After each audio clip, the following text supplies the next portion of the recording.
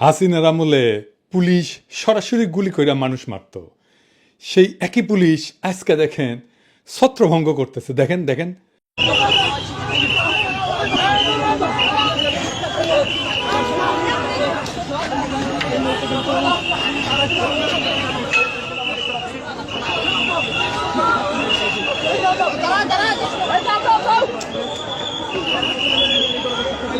দেখেছেন, কারো শরীর স্পর্শ করতেছে না, খালি সাউন্ড করতেছে। জিন্দেগিতে চিন্তা করেছিলেন হাসিনার জাউরা ঠোলা এইভাবে পুলিশ হয়ে উঠবে? ভাবেন নাই, কিন্তু হয়েছে। পুলিশের দুইজন নেতৃত্বে, খোদাবক্স ভাই আর বাহার ভাই, দুজনেই বাংলাদেশের জনগণের তরফ থেকে আমার সালাম আর কৃতজ্ঞতা গ্রহণ করেন। আপনারা এক অসাধ্য সাধন করছেন। যেই পুলিশ সদস্যকে দেখা যাইতেছে এই ভিডিওতে, ওনারা আইডেন্টিফাই করেন, প্রমোশন দেন, পুরস্কৃত করেন, জাতির সামনে পরিচয় করায় দেন। এই পুলিশ সদস্যকে জিটি পাবেন, বুকে জড়ায় ধরবেন, না খিলা ছাড়বেন না, এক কাপ চা হইলে খিলাবেন। এবার আসেন আজকের আলোচনায়। এই যে খেলা হবে, এই স্লোগান তো দিছিল শামীম ওসমান, তাই না? 24 তারিখের পরে আসো খেলবো, খেলা হবে, খেলা হবে। 24 তারিখের পরে খেলা হবে। তুই, তোর খালেদা জিয়া, তোর জামাত, তোর হেফাজত সব নিয়ে আমরা খেলবো। 24 তারিখের পর খেলা হবে। তো খেলা শুরু হওয়ার আগেই আওয়ামী লীগেরা ভাগলো। সাহস থাকলে দেশে আয় বইলে অতি বীরত্বের সঙ্গে হেলিকপ্টারে পলাইলো তার নেত্রী।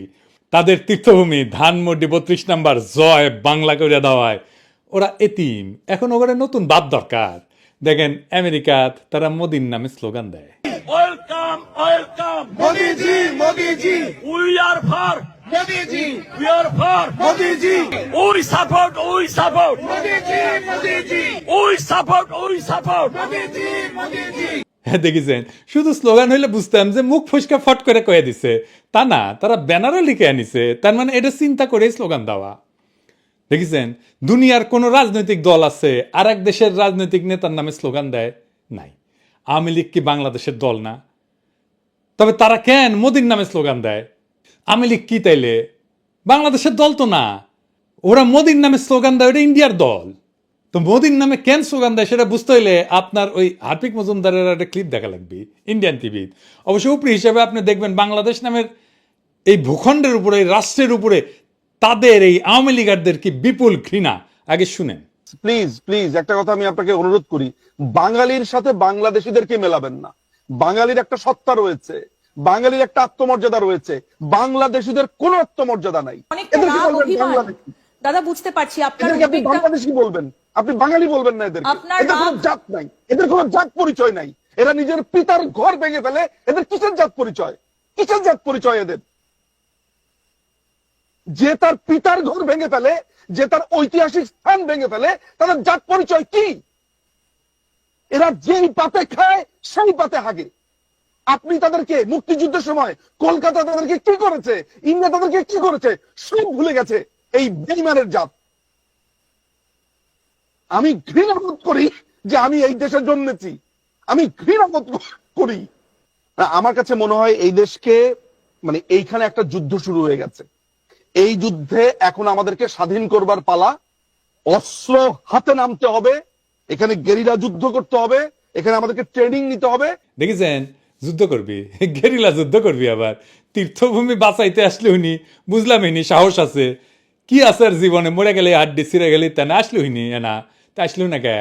কারণ ওই হ্যাডমটা নাই, কখনো ছিল না। 1971-ও হ্যাডম ছিল না, ইন্ডিয়ারে বাপ ডেকে নিয়ে এসেছিল, এখনো ইন্ডিয়ারে বাপই ডাকা লাগে। ওই প্রোগ্রামের অ্যাঙ্কার আবার বলে কি 1971-এর মতো ইন্ডিয়াকে সাহায্য করতে হবে। শুনেন। কিন্তু এবার কি তাহলে আবার ভারতের কাছে সাহায্য চাওয়ার দিন এগিয়ে এসেছে? কারণ এই মুহূর্তে দাঁড়িয়ে স্বাধীন দেশ যদি কোনোভাবে সাহায্য না চায়, তাহলে একটা দেশ আরেকটা দেশের রাজনীতিতে গিয়ে সরাসরি নাক গলাতে পারে না। বাপরে, আমেরিকা থেকে 5 লাথি দিয়ে ডান্ডে বেরিয়ে পরে পেটে দিছে, আর ওই বাংলাদেশে আওয়ামী লীগরা আবার ক্ষমতা বসে দিবি। ওরে বাবা, গোয়াত নাই চাম, রাধাকৃষ্ণের নাম। তার মানে আওয়ামী লীগ আর এইসব থার্ড ক্লাস ইন্ডিয়ান চ্যানেল চায় বাংলাদেশের সামরিক হস্তক্ষেপ করে ইন্ডিয়া আবার হাসিনার হারানো রাজ্য উদ্ধার করে দিক। এই জন্যই আমেরিকাত মোদির নামে স্লোগান দিছে। আবার দেখান রিটা সাহেব, welcome welcome Modiji Modiji, we are for Modi ji. We are for Modi ji. We are for Sheikh Hasina. We are for We support. Modi ji. We support. We support. Modi ji. We support. Modi ji. আবার দেখেন সে কয় আমাদের নাকি লজ্জা নাই, Harpic Majumdar কয়। আমাদের কোনো লজ্জা বোধ নেই, কিচ্ছু নেই। আমরা আমাদের মহামনীষীদেরকে ঠিক এভাবে ট্রিট করি। মাত্র 6 মাস আগে পাখির মতো গুলি করে বাচ্চা বাচ্চা ছেলে মেয়েগুলোকে মাইরা ফেলাইলো, হেলিকপ্টার থেকে গুলি করলো, ব্লক রেড দিয়ে তুলে নিয়ে গেল, জাতিসংঘের রিপোর্ট আসলো। এর চাইতে বড় আন্তর্জাতিক প্রমাণ আর কি হইতে পারে? তাও ওদের লজ্জা নাই, বিন্দু মাত্র অনুশোচনা নাই। আবার উল্টে আমাদেরকে বলে লজ্জা নাই। কেমন জাউরা দেখেন। এইসব জাউরাদের জন্য গণতান্ত্রিক অধিকার চায় আবার অনেকে। ফ্যাসিস্টদের গণতান্ত্রিক অধিকার বা প্রোটেকশন দেওয়া হচ্ছে আর একটা সুশীল জাউরামো। একটা কথা আমাদের পরিষ্কার করে বোঝা উচিত, বাংলাদেশ রাষ্ট্রের ফ্যাসিজম বিচার করার আইন নাই। গণতন্ত্র সুশীলতা দিয়া আপনি ফ্যাসিজম ডিল করতে গেলে আপনি পরাজিত হবেন, লিখে রাখেন। আপনি মরিছেন ফ্যাসিস্টের সাথে সুশীলতা করতে গেলে মরিছেন। আমলি কি সেটা আপনারা দেখা, এটা ছোট ক্লিপ দেয়া।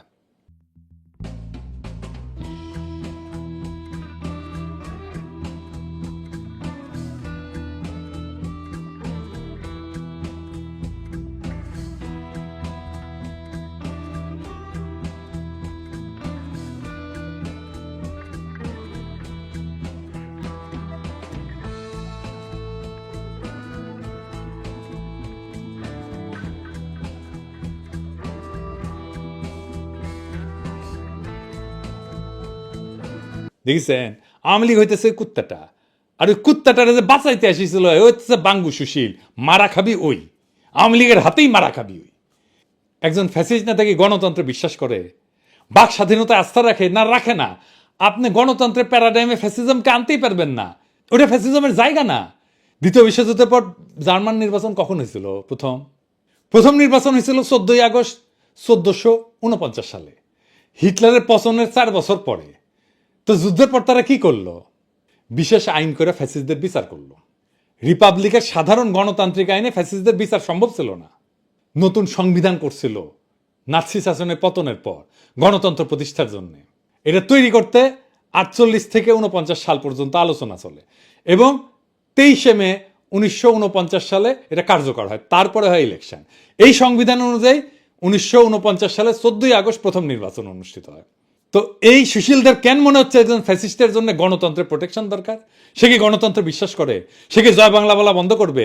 সে কি জঙ্গি, পাকিস্তানের বীর্য, মব, তৌহিদ, জনতা এই সমস্ত বইলা আমাদের মুখে থুতু দেওয়া বন্ধ করবে? ফ্যাসিস্টদের গণতান্ত্রিক অধিকার বা আইনের প্রোটেকশন দেওয়া আপনার হচ্ছে সুশীল জাউরামো। মনে রাখবেন, ফ্যাসিস্ট বাক কেন কোনো স্বাধীনতাতেই বিশ্বাস করে না। সে আপনার গণতান্ত্রিক উদারতার সুযোগ নিয়ে তার অগণতান্ত্রিক মতবাদ প্রতিষ্ঠিত করবে। এটাই ফ্যাসিস্ট। ফ্যাসিস্টের কোনো বাক স্বাধীনতা নাই, কোনো গণতান্ত্রিক আইনি অধিকার নাই। ফ্যাসিস্টকে সাধারণ নাগরিক বা মানুষ হিসাবে ডিল করতে গেলে আপনি বিপদে পড়বেন। আমাদের পরিষ্কার হইতে হবে যে উগ্র হিন্দুত্ববাদ আর বাঙালি জাতীয়তাবাদ একই জিনিস। উগ্র হিন্দুত্ববাদ আর বাঙালি জাতীয়তাবাদ দুইটাই ফ্যাসিজম। এই প্রেক্ষিত সামনে রেখা বইমেলার ঘটনাটা দেখে আসেন। এই যে সব্যসাচীর টল দিল, সব্যসাচীর স্টল দেওয়া তো দূরস্থান, মুক্তভাবে ঘোরাফেরা করে কিভাবে ওই আমার বুঝে আসে না। তারপর কয়েকজন ছেলে সঙ্গত কারণে ভদ্র ভাষায় জবাবদিহি দাবি যখন করলো, সেই বাচ্চাদের চর মানলো, জয় বাংলা স্লোগান দিল, সামনে এই সাহস করতে আসছে। কারণ সে জানে বাংলাদেশের বাঙ্গু সুশীল জাউরাদের বাম্পার ফলন হয়েছে। সে জানে ইন্ডিয়ান মিডিয়ার প্রোটেকশন পাবে। সে জানে ইন্ডিয়ার দালাল বাঙ্গু সুশীলেরা আত্মগ্লানিতেই মরে যাবে এই ঘটনায়। গণতন্ত্র আর বাক স্বাধীনতার কথা বললে তাদের বিচি কান্দে উঠে যায়। আবার বলতেছি, গণতান্ত্রিক আইনে ফ্যাসিজম ডিল করা যায় না। তাহলে তো ফ্যাসিজম সরাইতে বিপ্লব লাগতো না। চুমা দিয়ে হারমোনিয়াম বাজায় সরাই দিতে পারতেন, ইলেকশন করে সরাই দিতে পারতেন, এত রক্ত তো দেওয়া লাগতো না। ফ্যাসিস্ট একটাই ভাষা বোঝে, তাই হইতেছে মাইরের ভাষা। ওদের সাথে এই ভাষায় কথা বলতে হবে। সেই ভাষায় কথা বলছি আমরা 32 নম্বরে, দরকার হলে আবারও বলবো। এই যে কথা কামাল আমাকে নিয়ে কইছে আমি কেন দেশে আসি না। হ্যাঁ শুনান এই দেশে আমি কথা পাচ্ছি, যদিও আমি মানে পিনাকি অথবা মানে অন্য যারা আছে বিদেশি ওদের নিয়ে কথা বলতে খুব একটা স্বাচ্ছন্দ্য বোধ করি না। কারণ আমার কাছে মনে হয় যে ওনারা যদি প্রকৃতই দেশপ্রেমিক হতেন তাহলে তারা দেশে এসেই কথা বলতেন। দূরের থেকে অনেক কিছু বলা যাক, দেশে আসছেন না কেন ওনারা? কথা কামাল আসবো হ্যাঁ, এত তলা হইলে চলবে? আমার আগে দেশ ছাড়িছেন তারেক রহমান, উনি না ফিরলে আমি কেমনে ফিরি? আগে বেদ্যবি হয়ে যাবে না? আমারে যদি এতই দরকার হয় উনারা ফেরাও, তারপরে আমি যাই। আমি তো তোমার মতো বেদ্যব না, মুরব্বীদের সম্মান করি। উনি আসুক, তারপরে আমি যাবো শিরশির করিয়া। 32 নম্বরে বুলডোজার চালানোর পরে অনেক উত্তেজিত হইয়া টুঙ্গিপাড়া যাইতেছে। তো সেদিন দেখলাম একজন বাকশালী টুঙ্গিপাড়ায় গিয়া ভিডিও করিচ্ছে যে সাহস থাকলে আয় টুঙ্গিপাড়ায়, চ্যালেঞ্জ দিস না বাপ। আমরা করলে ডাবল জারমে জানি, উঠি মিছিল করে যাবি না কেউ ভ্যাং প্যার। কোন রাজনৈতিক দল যদি নির্বাচনী ম্যানিফেস্টো প্রথম দফা রাখে নির্বাচিত হলে আকাশ থেকে বোমা মেরা টুঙ্গিপাড়া 32 নম্বর করিয়া দিমু, তাহলে ওই দল কলে জিতবি। গণরায় নিয়ে কাম করবি। যদি সত্যি আওয়ামী লীগ করবার চাস তাহলে জাউরামো বন্ধ কইরা অনুশোচনা কইরা সমাজে মিশ। গেরিলা যুদ্ধ এক করে হামদাই দিব টুঙ্গিপাড়া সহ। দেখে থাকে মোদির দিকে আর আসিছে গেরিলা যুদ্ধের হাউস নিয়া। মোদির কি অবস্থা জানিস? আমেরিকার তো গেছিল, কি হয়েছে সেটি আসেন দেখি। মোদি গেল আমেরিকা, তার ছক্কা গেল প্রফেসর ইউনূস বাংলাদেশে বৈশা। বাংলাদেশের কৌশলগত এবং কূটনৈতিক সক্ষমতা আন্তর্জাতিক অঙ্গনে নতুন উচ্চতায় পৌঁছেছে এই গত কয়েকদিনে। বিশ্বব্যাপী প্রযুক্তিগত এবং রাজনৈতিক অগ্রগতির কেন্দ্রবিন্দুতে বাংলাদেশ এখন একটা গুরুত্বপূর্ণ খেলোয়াড় হিসেবে আবির্ভূত হয়ে গেছে। ইলন মাস্কের সাথে আমেরিকাত গিয়ে মোদি মিটিং করেছে, আর তার কয়েক ঘন্টা আগে প্রফেসর ইউনূস ইলন মাস্কের সাথে মিটিং করেছে। আমরা মোদির আমেরিকা সফরের সাথে প্রফেসর ইউনূসের ইলন মাস্কের মিটিং এর একটা তুলনামূলক আলোচনা করব। ইলন মাস্ককে যারা চিনেন না, আর কেন ইলন মাস্ক আগামীর বিশ্ব রাজনীতিতে গুরুত্বপূর্ণ তা একটু আলোচনা করে নি।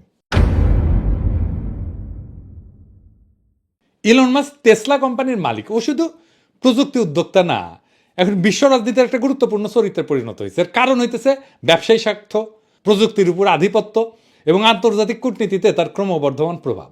স্পেসএক্স এবং মহাকাশে সে রাজত্ব করে। মহাকাশ এখন ভূ রাজনীতির গুরুত্বপূর্ণ অংশ এবং ইলন মাস্ক এটার কেন্দ্রে আছে। স্পেসএক্স মার্কিন যুক্তরাষ্ট্রের জন্য মহাকাশে আধিপত্য বজায় রাখার অন্যতম প্রধান হাতিয়ার।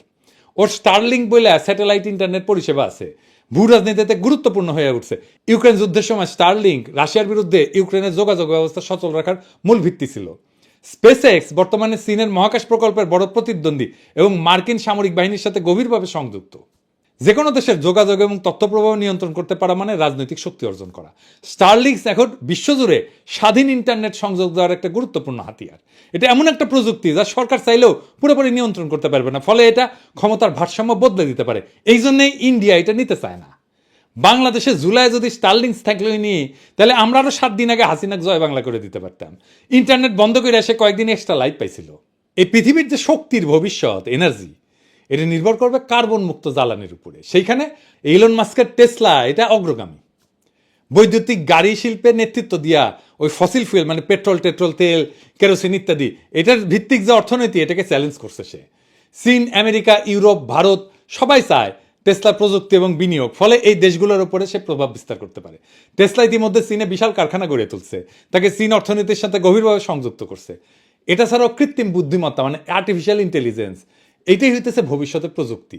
আগামী বিশ্ব রাজনীতির অন্যতম শক্তি হবে আর্টিফিশিয়াল ইন্টেলিজেন্স, যেখানে ইলন মাস্ক একটা বড় খেলোয়াড়। XAI নামে একটা নতুন এআই কোম্পানি করেছে, যা ওই যে ওপেন এআই, চ্যাট জিপিটি শোনেন না, আর গুগলের সাথে প্রতিযোগিতা করছে। তার নিউরালিঙ্ক বলে একটা প্রকল্প আছে, মানুষের মাথার সাথে, ব্রেনের সাথে, মগজের সাথে কম্পিউটারের যোগাযোগ। মানে আপনি চিন্তা করবেন না, লেখা হয়ে যাবে কম্পিউটারে। হ্যাঁ, এটা সামরিক এবং গোয়েন্দা অপারেশনে ভবিষ্যতে খুব গুরুত্বপূর্ণ হতে পারে। কৃত্রিম বুদ্ধিমত্তার নীতি এবং ব্যবহার নিয়ন্ত্রণে মাস্কের প্রভাব সরকারগুলো থেকেও বেশি হয়ে উঠতে পারে। এটা ছাড়া সোশ্যাল মিডিয়া এবং রাজনৈতিক প্রভাব আছে। টুইটার ছিল না, আছে না, আগে নাম ছিল টুইটার, এখন এক্স হয়েছে। এটার মালিক কিন্তু ইলন মাস্ক। গণতন্ত্র, তথ্য প্রভাব এবং রাজনৈতিক প্রচারে সোশ্যাল মিডিয়া এখন মূল অস্ত্র। আপনারা তো দেখেছেন, আমরা তো ইউটিউব আর ফেসবুক দিয়ে হাসিনার আধা জয় বাংলা করে দিছি। তো এই টুইটার কিনা রাজনৈতিক বিতর্কের কন্দেমন্ত্রীতে চলে আসছে। বিশ্বজুড়ে জনমত তৈরিতে টুইটারের বিশাল ভূমিকা আছে, যেটা এখন তার নিয়ন্ত্রণে। মার্কিন প্রেসিডেন্ট নির্বাচন, ব্রিটেনের নির্বাচন, ভারতের নির্বাচন, এমনকি বাংলাদেশের এই বিপ্লবেও পাকিস্তানের পরিস্থিতিতে টুইটারের প্রভাব আছে। এটা ছাড়া বিশ্ব কূটনীতিতে মাস্কের সরাসরি ভূমিকা আছে। অনেক সময় মাস্ক এমন কূটনৈতিক কাজ করে যা সাধারণত রাষ্ট্রনায়করা করে থাকে। ইউক্রেন যুদ্ধের সময় মার্কিন সরকার এবং ইউক্রেন মাস্কের স্টারলিংক ব্যবহারের উপর নির্ভর করেছিল, আগেই তো বলছি। মধ্যপ্রাচ্যে তার টেসলা এবং স্পেসএক্সের বিনিয়োগের কারণে সৌদি আরব, কাতার, তারপরে সংযুক্ত আরব আমিরাত, এটার সাথে তার ঘনিষ্ঠ সম্পর্ক তৈরি হয়েছে। চীনের সাথে তার অর্থনৈতিক সম্পর্ক গভীর। বেজিং আর ওয়াশিংটনের মধ্যে উত্তেজনা থাকলেও ইলন মাস্কের ব্যাপারে দুই পক্ষই মহব্বত দেখায়। আমেরিকান রাজনীতিতে ইলন মাস্কের প্রভাব দ্রুত বাড়তেছে। প্রকাশ্যে রিপাবলিকান দল এবং ডোনাল্ড ট্রাম্পের সমর্থন করছেন তিনি। মার্কিন রাজনৈতিক মঞ্চে গুরুত্বপূর্ণ করে তুলছে তাকে। আমেরিকার প্রযুক্তি খাত এখন বড় অংশ মাস্কের হাতে, যা তাকে রাজনীতিবিদদের উপর প্রভাব বিস্তারের সুযোগ করে দিছে। তাই আগামী দিনে আন্তর্জাতিক রাজনীতিতে ইলন মাস্কের ভূমিকা অনেক রাষ্ট্রনায়কের চাইতেও বেশি গুরুত্বপূর্ণ হইতে পারে। এই জন্যই প্রফেসর ইউনূসের সাথে ইলন মাস্কের মিটিংটা গুরুত্বপূর্ণ। কি আলোচনা হয়েছে? বাংলাদেশে স্টারলিংক আসিচ্ছে। এইটা বাংলাদেশে গ্রামীণ জনগোষ্ঠী, নারী উদ্যোক্তা এবং তরুণদের ক্ষমতায়ন করতে পারে। প্রফেসর ইউনূসের একটা গ্রামীণ ফোন নিয়ে একটা এক্সপিরিয়েন্স আছে। স্টারলিংকের সাথে গ্রামীণ ফোন এবং এই গ্রামীণ ইন্টারনেট কমিউনিকেশন এইটার সাথে যুক্ত হয়ে যাবে।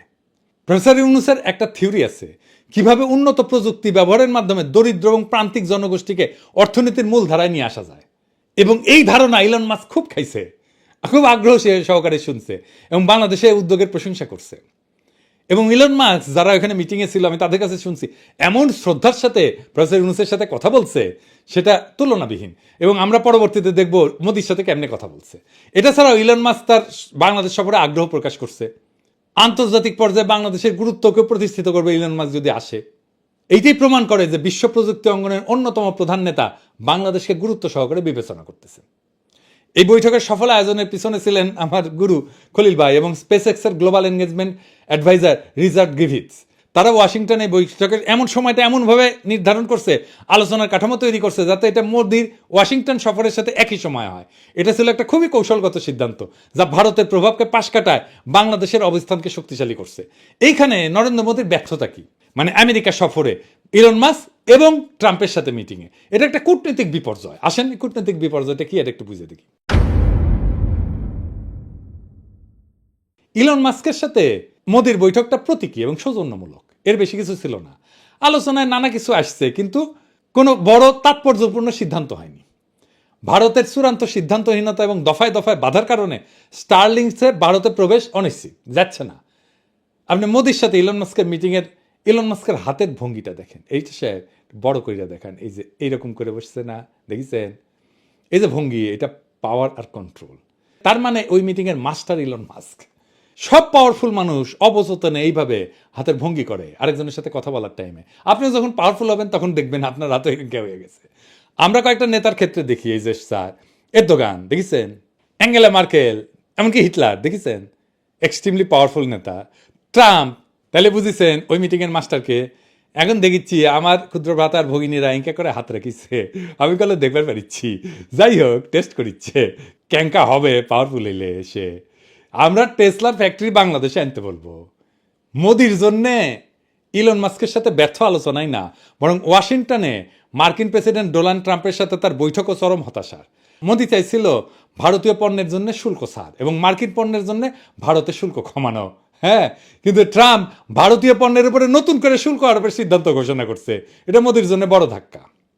মোদি চাইছিল বাংলাদেশকে নিয়ে নেতিবাচক প্রচারণা চালাতে, কিন্তু ট্রাম্প স্পষ্টত বিষয়টা এড়ায় গেছে। এটা প্রমাণ করে যে বাংলাদেশ বিরোধী প্রচারণা আর আগের মতো আমেরিকান সমর্থন পাচ্ছে না।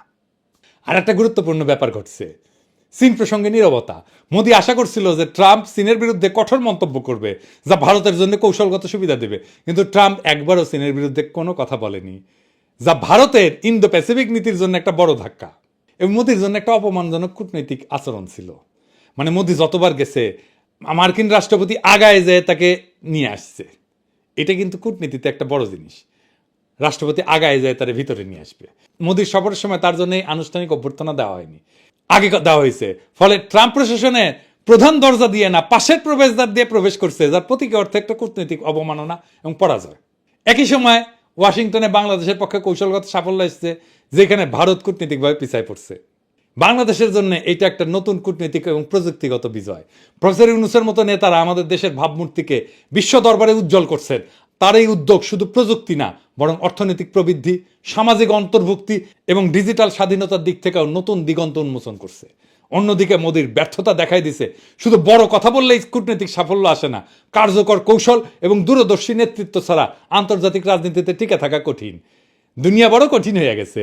আজ বাংলাদেশ যেখানে তার শক্তি এবং সক্ষমতা দেখাচ্ছে, ভারত সেখানে বারবার নিজেদের ব্যর্থতার প্রমাণ দিচ্ছে। আমাদের উচিত এই সাফল্যকে সাথে নিয়ে দেশের অঙ্গনে বিপ্লবী শক্তির অবস্থানকে আরো সুদৃঢ় করা। আগস্ট বিপ্লবের যে অসমাপ্ত কাজ আছে তা এক্ষুনি সম্পন্ন করতে হবে প্রফেসর ইউনূসকে। হাসিনা আর তার সাঙ্গপাঙ্গদের বিচার সম্পন্ন করতে হবে, সকল সংস্কার সম্পন্ন করতে হবে। আন্তর্জাতিক আর জাতীয়ভাবে প্রফেসর ইউনূসের সরকার এত সংহত অবস্থায় আর কখনো ছিল না। আমরা এইদিকে 32-এর দিছি বুলডোজার চালায়, আর প্রফেসর ইউনূস আমেরিকার দিছে বুলডোজার চালায় মোদির উপরে। বাংলাদেশ এখন এক নতুন সম্ভাবনার শক্তিশালী প্ল্যাটফর্ম। আমরা আগস্ট বিপ্লবকে ব্যর্থ হইতে দিইনি, আমরা আগায় নিছি নতুন নতুন বিজয় দিয়া বাধাকে মোকাবেলা কইরা। জনগণের প্রবল দেশপ্রেম আর প্রফেসর ইউনূসের অতুলনীয় দক্ষতা দিয়া আমাদের বিপ্লবকে রক্ষা করতেই হবে, আর আগায় নিতে হবে সামনে। ইনকিলাব জিন্দাবাদ।